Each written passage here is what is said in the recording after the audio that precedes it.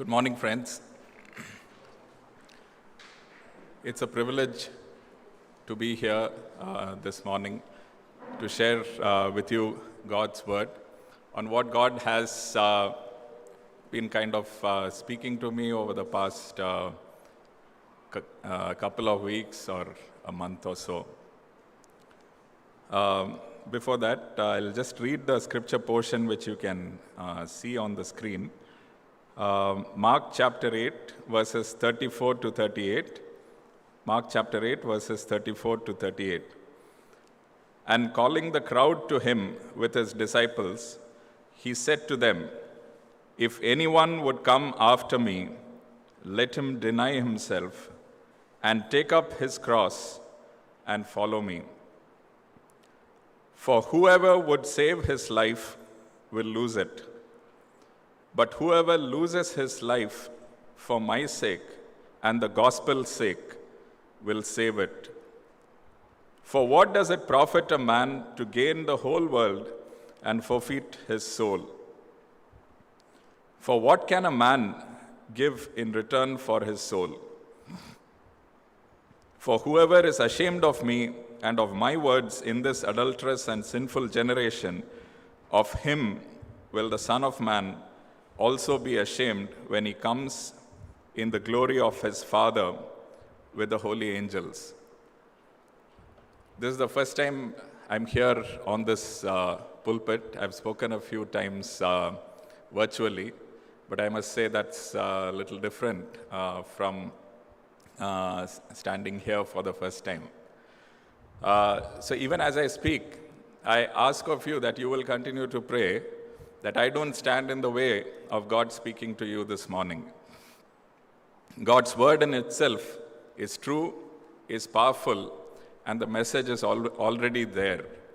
I pray that this morning we will be free of all distractions and God will speak to us the way only He can, and that whatever words come out of my mouth may be useful, beneficial, and will speak.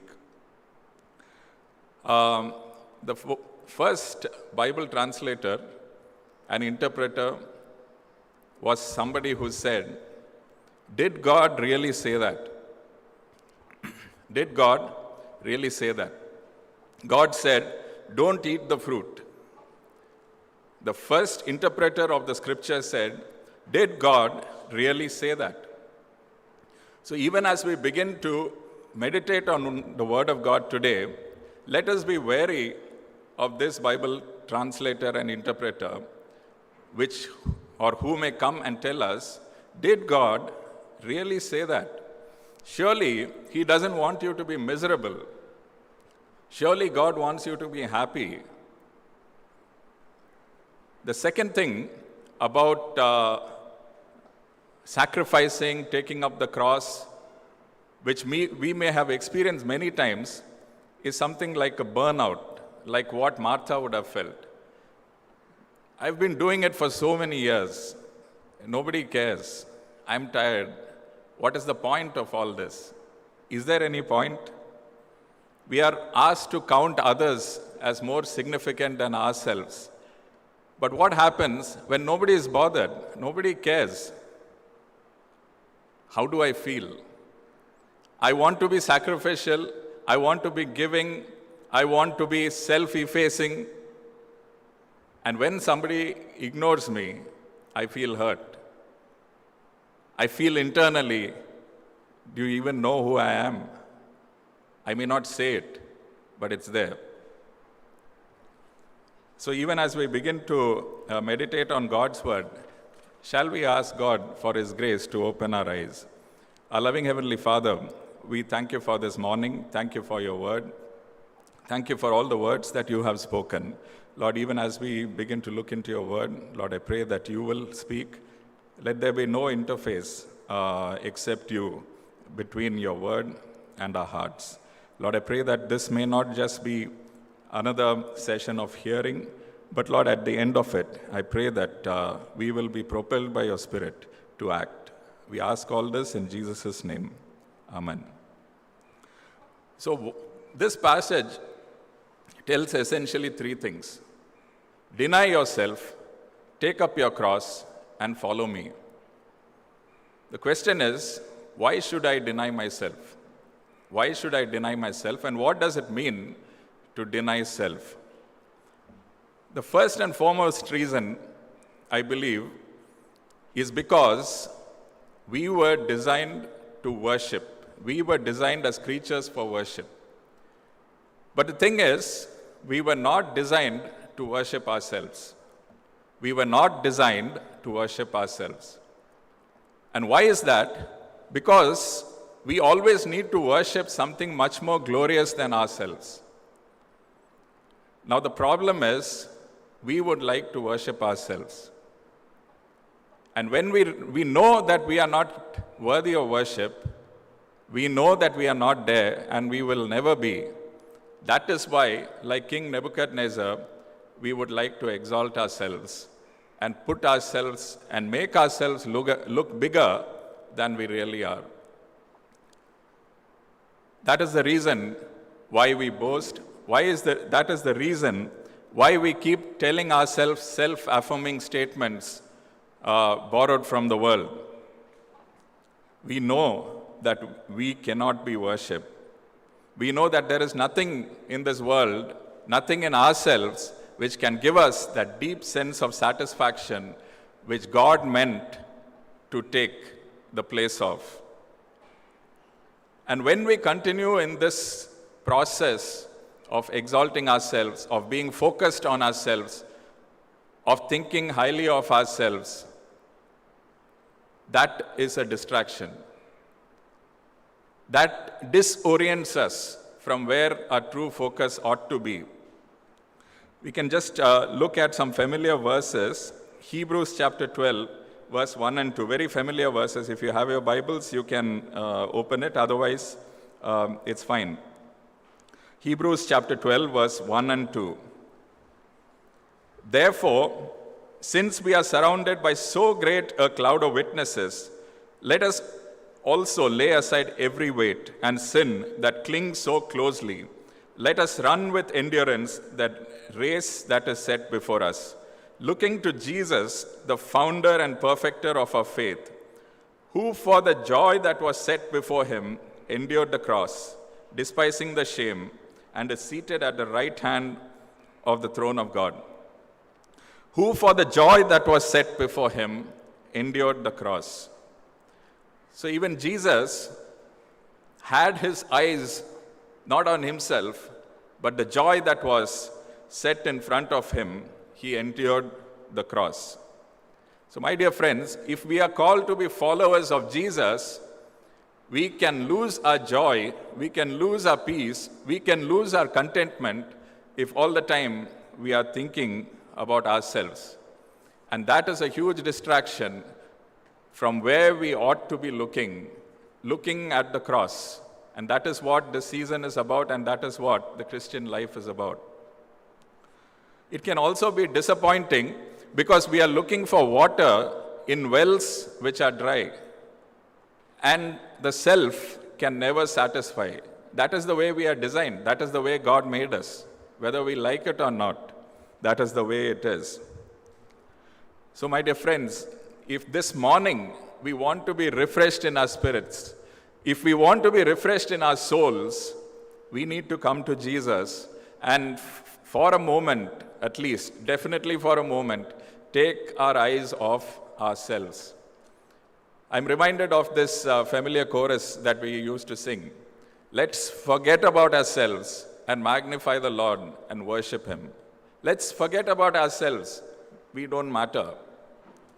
We are not so important. What occupies our mind is so important to the condition of our souls.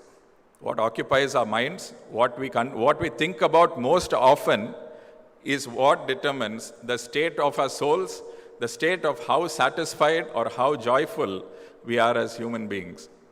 And this I say not because I know it every moment of my life, but there have been at least few instances, or there have been those transient moments when any kind of pain, any kind of sorrow, any kind of suffering and trouble that you are going through seems much smaller for the joy that you are experiencing because of knowing Christ, because you are doing things for Christ with a heart that is set on Christ. As opposed to that, when I am all worried and I'm all too concerned about preserving my position and making sure things don't go wrong here or there, and all the attention is on that and on the self, though I would have expected that I would be happy and joyful, the truth is, many a time, or almost all of the times, it gives very limited satisfaction. Psalm chapter 107 verse 9 says, "For he satisfies the longing soul, and the hungry soul he fills with good things." So it is God who satisfies the soul. So for joy in our hearts, for joy in our lives, for satisfaction in our lives, we need to deny ourselves.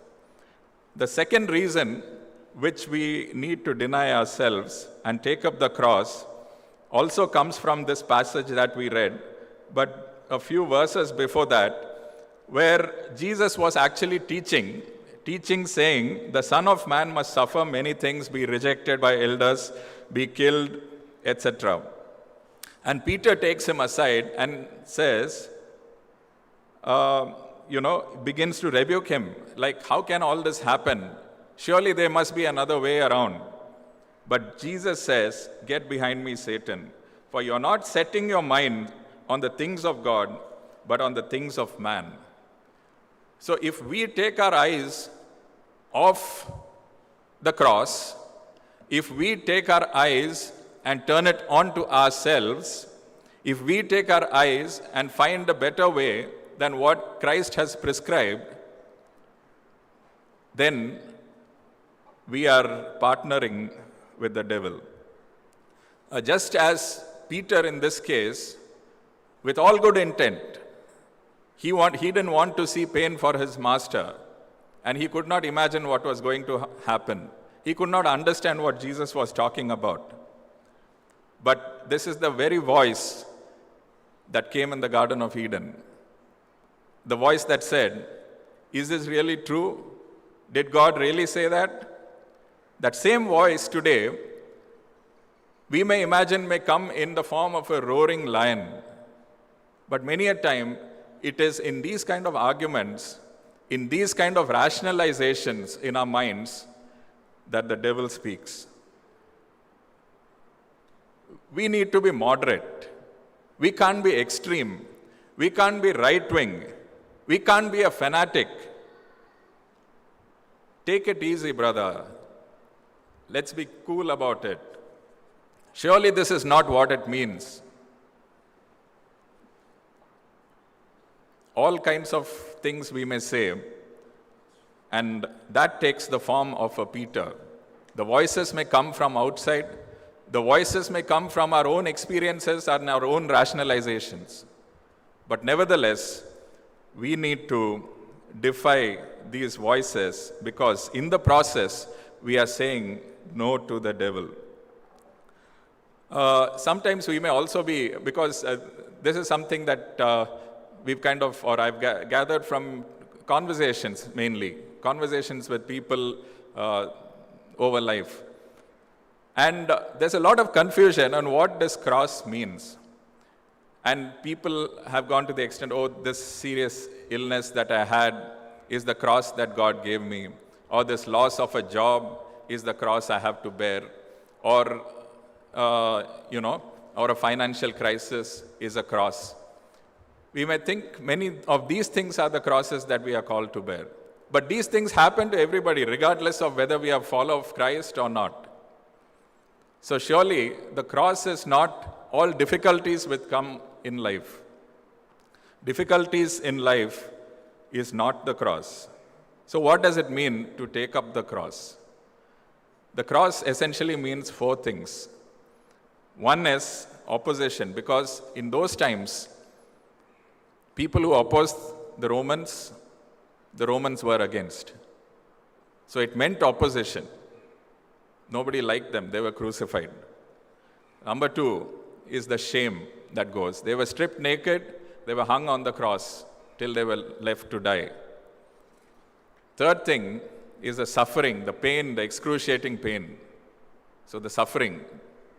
And the fourth thing is death itself. So we can also try to look at the cross in the light of these things. So what the cross actually means is that we will be opposed, is that we will be shamed, is that we will have to suffer for the choices we make, is that it may even cost us our life, our safety, our security. So let's pause and think for a moment. What are we in the pursuit of? Are the choices we make in the pursuit of avoiding shame, in the pursuit of avoiding any possible pain, in the pursuit of being comfortable and secure?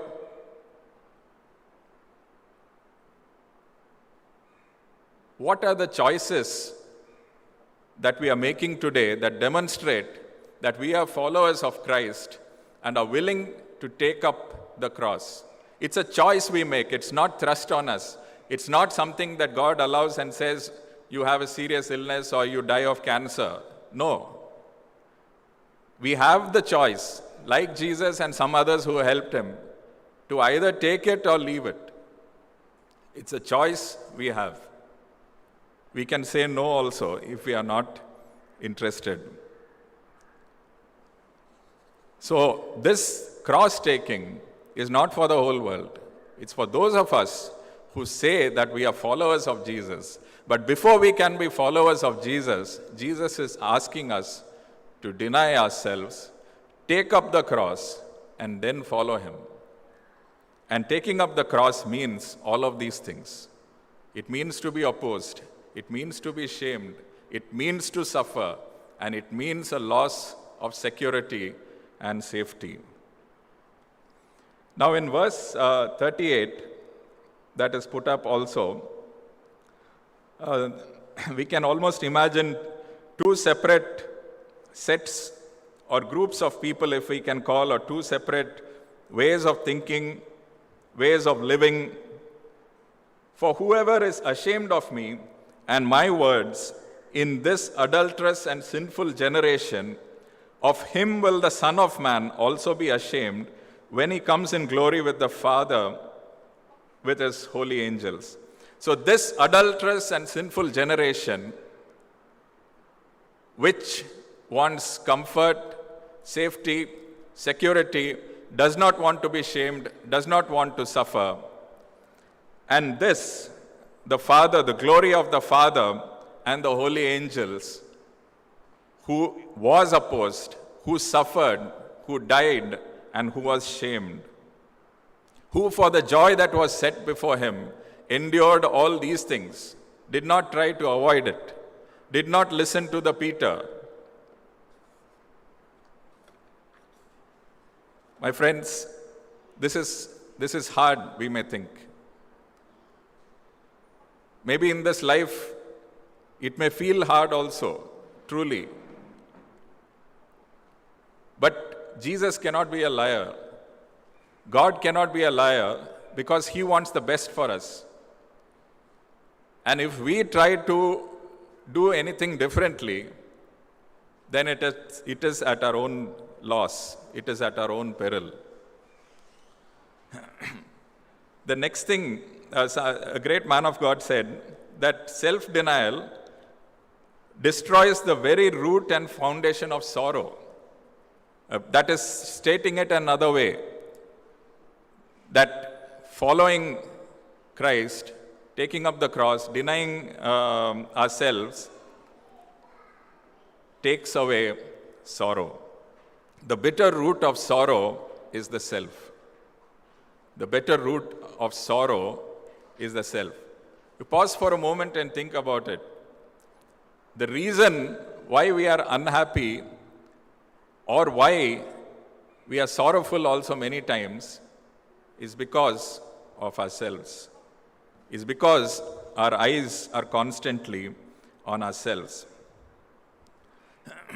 Some of the deepest joys will be only experienced on the other side of self-denial. Deepest joys will be only experienced on the other side of self-denial. I think a classic point in case is what the Bible describes as the fleeting pleasures of sin. Those fleeting pleasures which we thought would really give us gratification, satisfaction. I've been through it, still go through it numerous times. Things that I think will hold my attention and give me joy. Only for a moment, and later I feel all completely lost, completely unsatisfied. The fleeting pleasures of sin. My friends, this morning, what God is basically saying is that there is greater joy on the other side of self-denial. You may think that building your small security, a little bit of comfort, a little bit of trying to avoid the shame will give you this large life. But that's not true. Can we this morning, in our hearts, be willing to give up our small ambitions, exchange our small ambitions, our small petty dreams, for God's big dream for each one of us? God has a big dream for all of us, and that is what this verse is about. That is what the scripture is about. That is what the cross is about. The cross is about God's large dream for each one of us. The plan that He has for us is through the cross. It's not around the cross. It's not through the way of Peter. It's not through the way of that voice which says, "Did God really say that?" It's through the cross.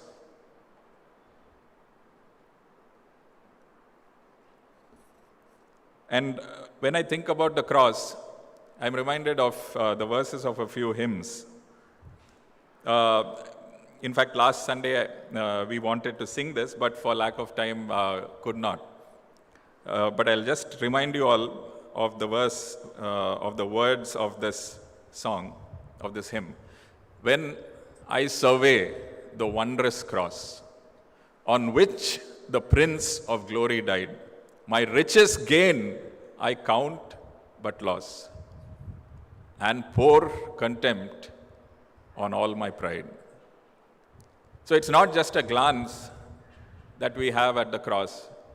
The writer says, when I survey a detailed assessment, a detailed study, a detailed understanding of the cross, the wondrous cross, my richest gain I count but loss. I pour contempt on all my pride. So I'll cherish the old rugged cross, till my trophies at last I lay down. I will cling to the old rugged cross, because someday I will exchange it for a crown. Crowns are not given for free. The only way to get a crown is through the way of the cross. It's not our intellectual assent saying, I believe. It is the way of the cross, which involves all these things. So those are the reasons why we should deny ourselves and take up the cross. Now, how should I do it? How can we do it? And it is for that that I put up this slide. And what comes in the way of actually taking up the cross is a fear that I will lose myself. Because there are so many things in this world I've built my worth on. My worth lies in the education I've got. My worth lies in the family that I've come from. My worth lies in the church I go to. My worth lies in the talents I have. My worth lies in whether I can speak or not. My worth lies whether I'm appreciated or not. My worth lies in so many other things. But the truth is, I need to be deeply aware and deeply confident also that no matter what, people will come, people will go. Times may change overnight. Everything that was looking nice and rosy, the next day looks like something else completely different. Who is my anchor? Where is my anchor? My anchor doesn't depend on whether I have a job or not. It doesn't depend on whether I have my own house or a rented house. It doesn't depend on any of these external things. My value depends on what God calls me as. And He calls me all of these things. He has accepted me. So I need to know that I am accepted. And there are so many verses. I'm not going to go in the through all the verses. I am secure. I need to know that. My identity is in Christ and not in whatever degrees or whatever titles I may hold. I am significant. No matter what anybody may say, no matter what my parents may say, no matter what my spouse may say, no matter what my boss may say, I am significant because I am created in the image of God, and God tells me that you are significant. And that's all I need to know. So when I am confused, this may sound all very easy, but the truth is, it doesn't go away with age. It doesn't go away with coming to church throughout a lifetime.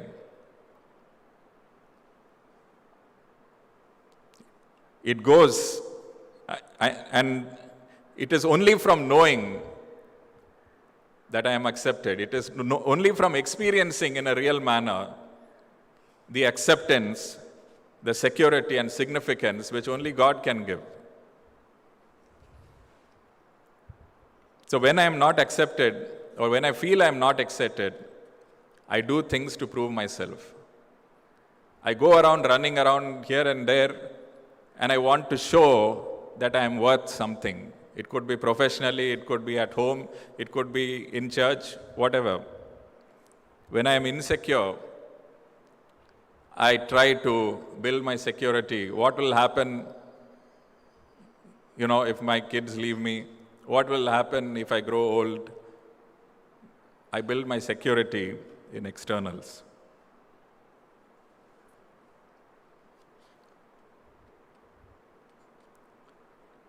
How do I carry my cross? Sometimes this can be very tiring. Where do we get this energy from? How can we do it? Is it all just a matter of willpower? I muster up enough courage and say, this is something, it's like a bench press or weightlifting. And I just grind my teeth and, just have to do it kinds. How do I get this energy? Where do I get this energy from? Lately, I've also been looking at my own life and also lives of certain men of God, of God men, and they all start off very well. Start with good intent, start off doing great things, given up so much monetarily, in any way, families, etc. Then I realized this Christian life or this cross carrying is not like sannyas. That is what different forms may tell us. It can never be about human effort or only about human effort, because we will grow tired. We can do it for 10 years, 20 years, and 20 years later, it's very sad to see people much older than you, who you have looked up to, at some point in their life, saying, I have done all this for so long, and nobody is bothered. God is also not bothered. That's because I think we've tried to do it in our own strength. We've been gritting our teeth all the while and trying to exert and work hard at it. It's been a performance on our part. But along with that human effort, which of course I'm not trying to minimize at all, we cannot just be lying on our couch and expect things to happen. But we need to be deeply aware of the work of the Holy Spirit. Because in Galatians 5:22 and 23, the fruit of the Spirit is love, joy, peace, patience, kindness, goodness, faithfulness, gentleness, and self-control. Against such things, there is no law. And that is what gives us the energy to keep going on and on. And unless we are filled by the Holy Spirit, unless we believe in the Holy Spirit, unless we believe that the Holy Spirit is a person who dwells in me and empowers me, and I depend on the Holy Spirit, I commune with the Holy Spirit, then all of my effort will wane away and it will not be meaningful. Sometimes even well-intentioned, or we may do things with a good motivation, but the prioritization may not be fine.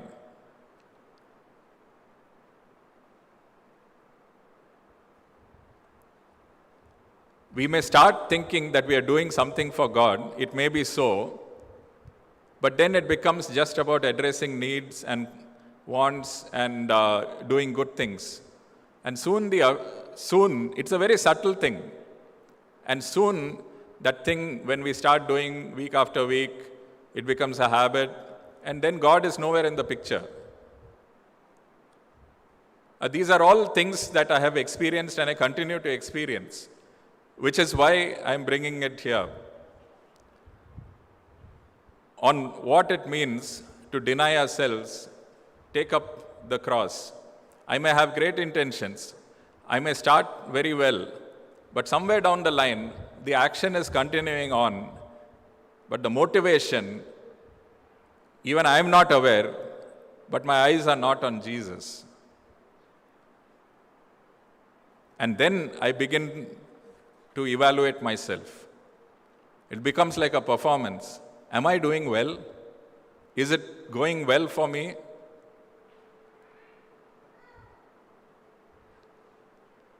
Is this what it was meant to be in the first place? Some kind of performance which I will look back and feel and judge for myself and say, good, you're doing fine? Or is it being obedient to what God is telling me and allow Him to do the judgment? So to summarize what I have said so far, first of all, we need to deny ourselves means taking our eyes off ourselves. Only then we can take up the cross. It's a precondition to taking up the cross. The precondition is that I need to take my eyes off myself. Only a denied self can take up the cross. And only somebody who takes up the cross can be a follower of Christ. And denying self, putting away the comfort, the security, the desire to be respected and honored, putting away all those things, being willing to be opposed, being willing to be shamed, being willing to compromise on my security, being vulnerable, being all these things is part of denying myself. The second thing which we said is to look to Jesus from Hebrews 12. Looking to Jesus, the author and perfecter of our faith. And the third thing is to serve others, love one another. Being other-centered, being Christ-centered, practically many times takes the focus of myself. My child's needs, my spouse's needs, my home, my job. If I want to be freed from that tyranny, which gives me no satisfaction, I need to look outwards. I need to look to Jesus. I need to derive strength from the Holy Spirit, and I need to look at others. That is what denying the cross, denying self, taking up the cross means to me. There's something that we read a while ago. It was, I think, more than a year ago, but it kind of stuck on a small post-it in our bedroom, and my wife kind of wrote it as I read it and read it aloud. Comfort and security are spiritually perilous. Comfort and security are spiritually perilous. Think about it. Maybe it may not all sink in, maybe we may not agree with it also. But I can say that it's true, and for me, it's been true for us. We've been most joyful when things have not really gone away. And when we have tried to order things in our lives according to a calculation, it's not really brought in as much joy or nothing in comparison. And so it is not discomfort or shame for the sake of it, but it is for the choices we make for following Christ. And towards the end of this, Jesus talks about few reasons. 4 times he says "for." The word "for" is used. Starting with verse 36. For what does it profit a man to gain the whole world and forfeit his soul? For what can a man give in return for his soul? For whoever is ashamed of me and my words in this adulterous and sinful generation, of him the Son of Man also will be ashamed. So "for" means like because. He's giving a reason. What does it profit a man if he gains the whole world? He is bringing in money. He is bringing in gain from the world in this message of the cross. Everything is linked. And I believe that my faith is linked to money. That's why Jesus said you cannot serve 2 masters. And the 2 masters being God, and the second one, he didn't say the devil. He said money. You cannot serve 2 masters simply because money is the expression of our faith. How we spend our money demonstrates what is governing our hearts. What is topmost on my heart finds its way in the world through how I spend my money.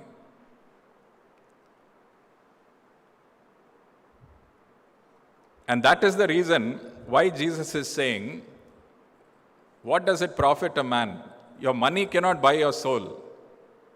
Even if you had everything in this world, your soul is not something that can be bought with any of the things you do or with any of the possessions you have. The final thing I would just like to say before we end is about shame. And that is in verse 38. For whoever is ashamed of me and my words, of him the Son of Man will also be ashamed. We are here in this world. Many a time we want to avoid that shame. Were you with Jesus? We want to say, no, that wasn't me. Maybe it was somebody else. Were you the guy doing that? Were you the guy speaking? Were you the guy who sang? We just want to shrink away. I'm speaking about myself.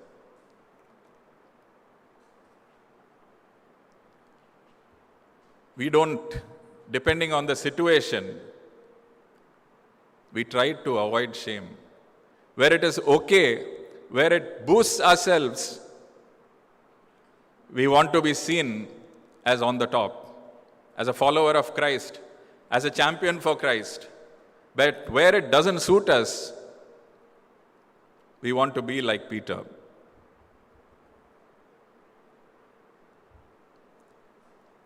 It says, the Son of Man will be ashamed. And what a day that will be.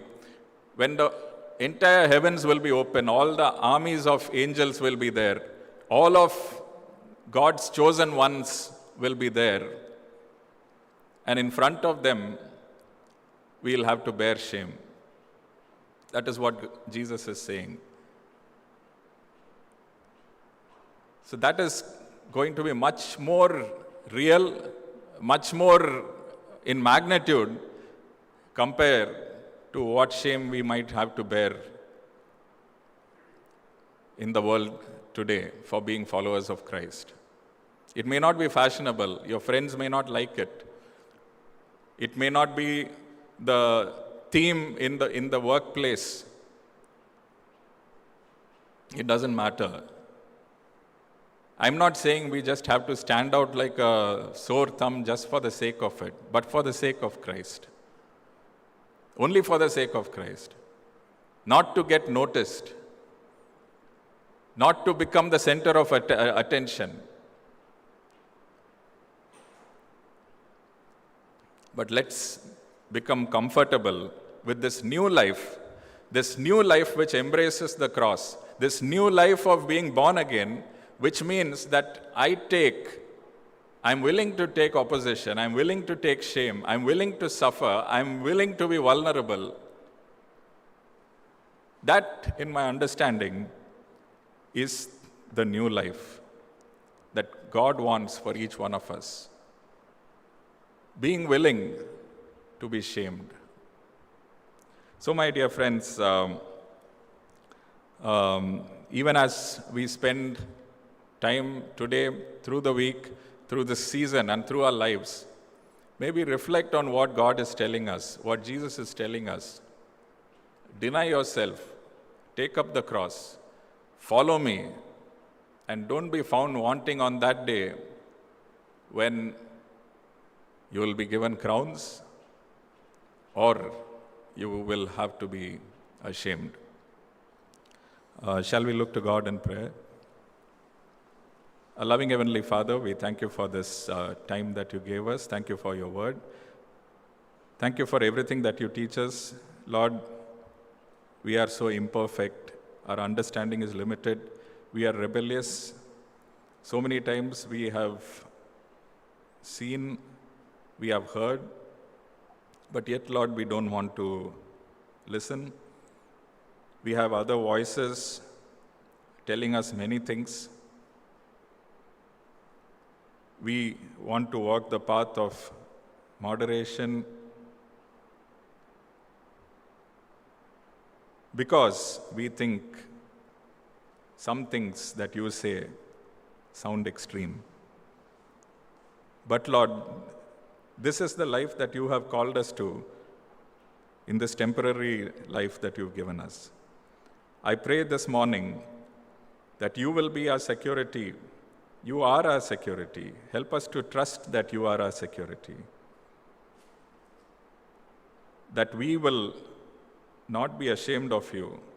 That we will be courageous. That we will be willing to suffer when we are called to suffer for the choices we make. But Lord, all this, not for ourselves, not so that we can boast as being your children, but for the sheer joy of being your children, of being in a relationship with you. Lord, I pray that we will not live in the tension or the tightrope of trying to tense our muscles and make sure that we are walking in the center.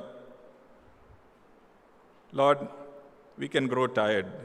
So many times we are tired trying to do this balancing act. Lord, I pray that this morning you will liberate our souls, that you will liberate us from all these things that bind us. I pray that you will enable us to truly deny ourselves. Help us to be nourished by your Spirit and help us to live our lives for you. We ask this in Jesus' name. Amen.